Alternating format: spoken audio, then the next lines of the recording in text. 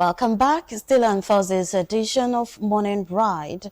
It is time to look at the papers. Let's see what story is making the round. First, we have the Daily Sun. On the Daily Sun, the screaming story says, gun battle in Oshogbo.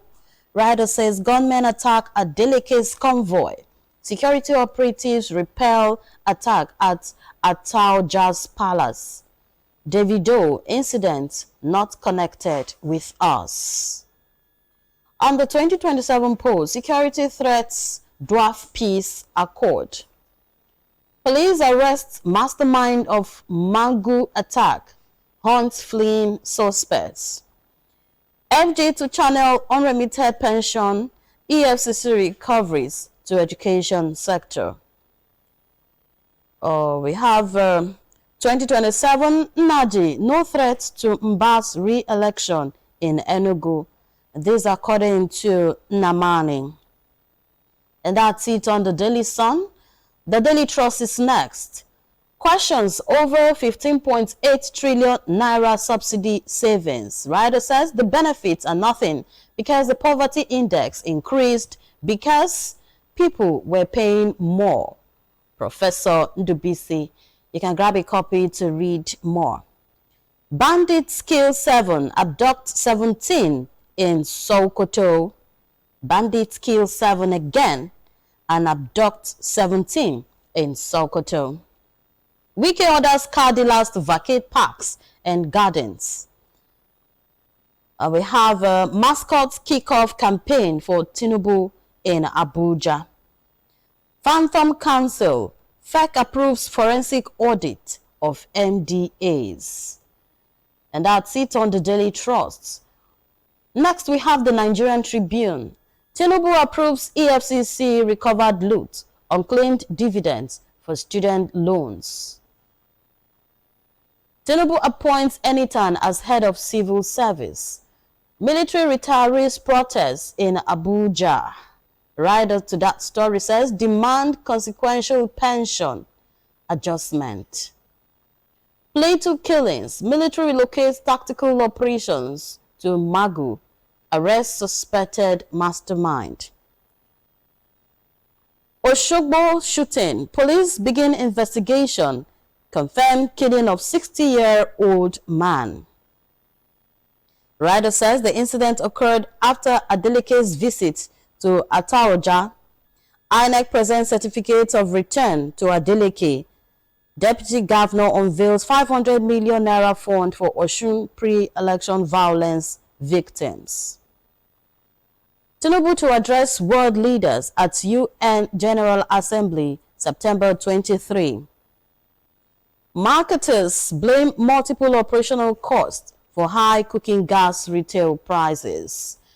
Get the details, and now we move over to the Punch newspaper.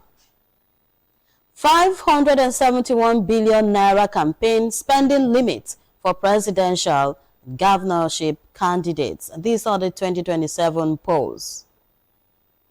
30 months after subsidy removal, FG spends 30.6 trillion naira and saves 15.8 trillion naira. President moves EFCC recoveries, 242 billion naira unclaimed dividends to now fund. Ondo man arrested for burning daughter over bedwetting. The rate at which people are setting people ablaze is alarming. Osun poll, Adeleke gets certificate, unveils 500 million naira victims fund. Sanwo-Olu gifts 20 million naira each to LASU's best graduating students. That's a good one. All right, we have pension roll. Ex-servicemen suspend protest after defense minister assurance.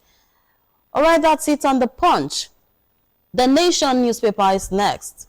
Oyedele, how 158 trillion naira subsidy removal gains were utilized. And I will move to the Daily Times.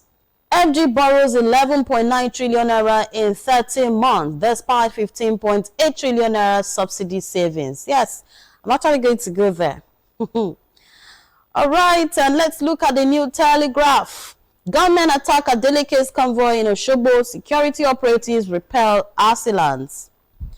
On PFIPC, FEC orders forensic probe of government's processes, internal control weaknesses.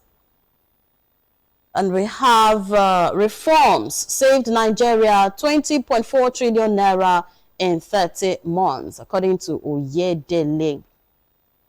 The Vanguard newspaper is next. Allocations can't guarantee prosperity for states. FEC approves forensic audits to identify fake agencies and ghost employees.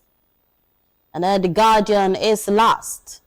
State spending faces scrutiny over 15.8 trillion naira windfall and citizens' welfare. Tinubu orders security overhaul amid concerns over policing gun violence. Pro-election anxiety. Profits taking wipe 5 trillion naira from NGX after 160 trillion naira peak. And we have 9.5 trillion naira salary bill. FEC targets ghost workers, payroll fraud.